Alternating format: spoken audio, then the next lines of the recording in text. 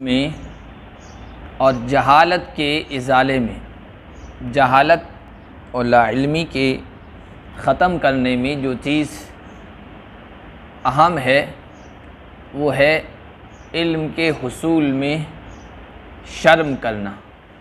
हया रुकावट बनती है जहालत के ख़त्म होने में और इल्म के हासिल होने में। इसीलिए सवाल करने पर ज़ोर दिया गया है। तालिब इल्म को चाहिए कि अगर कोई मसला समझ में ना आए, चाहे वो मामूली सा मसला लग रहा हो और उसे यूँ महसूस हो कि इस तरह का आम सा सवाल मैं महसूस करूँगा तो सुबकी महसूस होएगा, सबके सामने मैं रुसवा हो जाऊँगा कि इसको इतना आम मसला और आम बात मालूम नहीं है।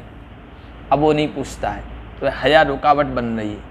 ऐसे दूसरी चीज़ों में हया महबूब है, लेकिन महमूद है, काबिल तारीफ़ है, लेकिन इल्म के हुसूल में और सवाल करने में हया मज़मूम है, काबिल तारीफ़ नहीं है। ये रुकावट बनती है। इमाम ज़ुहरी रहमतुल्लाह अलैह फरमाया करते थे कि अल इल्म ख़ज़ाइन, इल्म है ये ख़ज़ाने, व मफ़ाती हुआ सवाल, और इन ख़ज़ानों के हासिल करने का जो ज़रिया है, इनकी जो कुंजियाँ हैं, चाबियाँ, वो सवाल करना है। हज़रत अब्दुल्लाह इब्न अब्बास रज़ियल्लाहु ताला अन्हु के बारे में इससे पहले बताया जा चुका है। हिब्रुल उम्मा कहा जाता है, उम्मत के बड़े आलिम, तर्जुमानुल कुरान, मुफस्सिर कुरान, बहरुल उम्मा या बहरुल इल्म, उम्मत के समंदर, इल्म के समंदर कहा जाता है। कम उम्र थे लेकिन इल्म बड़ा हासिल किया।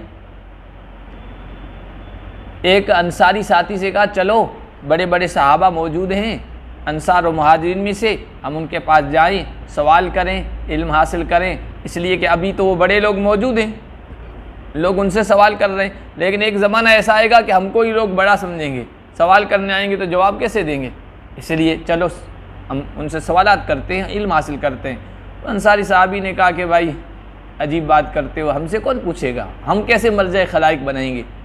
तो वो साथ नहीं दिया। हज़रत अब्दुल्लाह इब्न अब्बास ने अपना मामूल बना लिया, जाते थे अंसार और मुहाजिरीन के यहाँ और इल्म हासिल करते थे। इस तरह के तपती दोपहर में गर्मी में जा रहे हैं, दरवाज़ा बंद है तो बाहर बैठ गए हैं, आंधियाँ चल रही है, रेत उड़ रही है, वहीं सो रहे हैं और ऊपर रेत जिस्म पर पड़ रही है। जब साहबी बाहर निकल रहे तो साहबी कहते हैं, आप ख़ानदान रसूल में से हैं, हुजूर के चचाजाद भाई हैं, हम ही कहते हम आपके यहाँ आ जाते, आपको यहाँ आने की ज़हमत क्यों उठानी पड़ी। तो कहा कि नहीं, मैं तालिब इल्म हूँ, मेरा हक़ बनता है कि मैं आपके पास आऊँ। हज़रत उमर रज़ियल्लाहु ताला अन्हु उनको बहुत क़रीब रखा करते थे, उनसे बड़े बड़े सहाबा मौजूद थे। मुहाजिर सहाबा को इश्काल भी हुआ, हमारे भी बच्चे हैं इनकी उम्र के, इनको तो आप बड़ी अहमियत देते हैं और उनको मजलिस में इतना आगे नहीं बिठाते हैं। तो इम्तिहान के लिए एक मर्तबा सब बैठे थे, हज़रत उमर ने पूछ लिया कि इज़ा जाअ नस्रुल्लाहि वल फतह व रअयत अन्नास यदखुलून फ़ी दीनिल्लाहि अफ़वाजा का क्या मतलब है। तो सब ने कहा कि भाई जब लोग जूक़ दर जूक़, जमात दर जमात ईमान में दाखिल होने लग जाएं, इस्लाम में, तो ये बड़ी नुसरत है, बड़ी कामयाबी है, अल्लाह के नबी को खुशखबरी दी जा रही है। सबसे पूछा, सब ने यही जवाब दिया कि जब अल्लाह की मदद आ गई, लोग जूक़ दर जूक़, फ़ौज दर फ़ौज इस्लाम में दाखिल होने लगे। हज़रत अब्दुल्ला से जो बैठे थे कहा कि तुम क्या कहते हो। कहा कि नहीं, इसमें तो हुजूर की वफ़ात की खबर दी गई।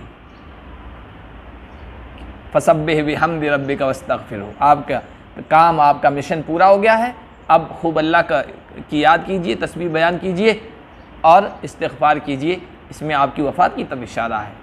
तब सबके समझ में आया कि इनको अहमियत क्यों देते हैं।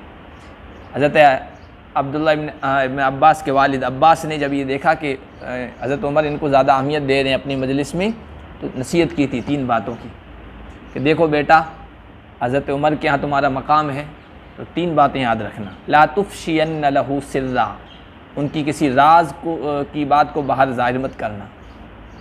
दूसरा का वला तग़ताबन्न इंदहू अहदा, किसी की भी उनकी मजलिस में कभी गीबत मत करना। वला युजर्रिबन अली का कज़िबा, कभी झूठ मत बोलना। जिस दिन उनको ये पता चल जाएगा खिलाफ वाक़या बात कही है, झूठ बोला आपने, एतमाद ख़त्म हो जाएगा। तो हज़रत अब्दुल्लाह इब्न अब्बास से पूछा गया कैफ़ असब्ता हाज़ल इल्म, ये इल्म आपने इतना ज़बरदस्त कहाँ से हासिल किया, किस तरीके से? तो उन्होंने कहा बिलिसानिन सऊल व क़ल्बिन अक़ूल व बदनिन गैर मलूल,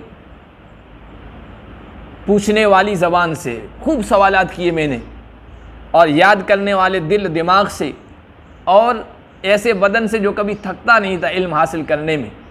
यहाँ तक कि आया उनकी सीरत में कि इन कुन्तु लअस्अलु अनिल अम्रिल वाहिद सलासीन मिन अस्हाबिन नबी, एक एक चीज़ के बारे में 30-30 सहाबा से मैं सवालात करता था, उसकी तहक़ीक़ किया करता था, तब जाके इतना बड़ा इल्म हासिल हुआ। तो इल्म के सिलसिले में हया नहीं आनी चाहिए।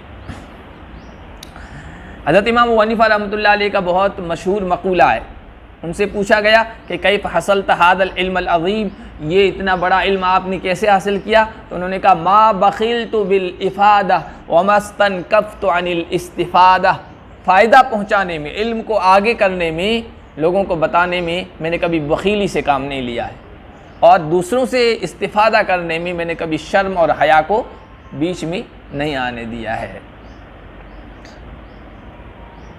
हज़रत इमाम मुजाहिद रहमतुल्लाह अलैह कहते हैं ला यतअल्लमुल इल्म मुस्तहियन वला मुस्तकबिर, इल्म हासिल नहीं करता है हया करने वाला, शर्म करने वाला इल्म हासिल नहीं कर सकता है।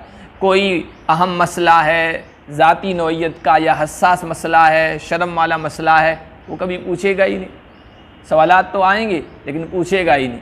हया वाला इल्म हासिल नहीं कर सकता है। इसलिए कहा लिल इल्म आफ़ातुन आज़मुहा अल इस्तिनकाफ़, इल्म के आफतें, मुसीबतें, इल्म के हुसूल करने में रुकावटें हैं, उनमें सबसे बड़ी रुकावट इस्तिनकाफ़ है, हया है, झिझकना है, शर्म महसूस करना है। व समरतु अल जहल व ज़िल्ल फ़िद दुनिया वल आखिरा, उसका नतीजा, उसका समरा जाहिल रहना है, दुनिया और आखिरत में उसका अंजाम भुगतना है। दूसरा आदमी वला मुस्तकबिर, तकब्बुर करने वाला भी, तकब्बुर करने वाला भी इल्म हासिल नहीं कर सकता है। मेरी सुबकी हो जाएगी, मैं नीचा हो जाऊंगा, इनके सारी और तवाज़ो को अपने लिए कसर शान समझता है, सवाल करने में मेरी शान घट जाएगी।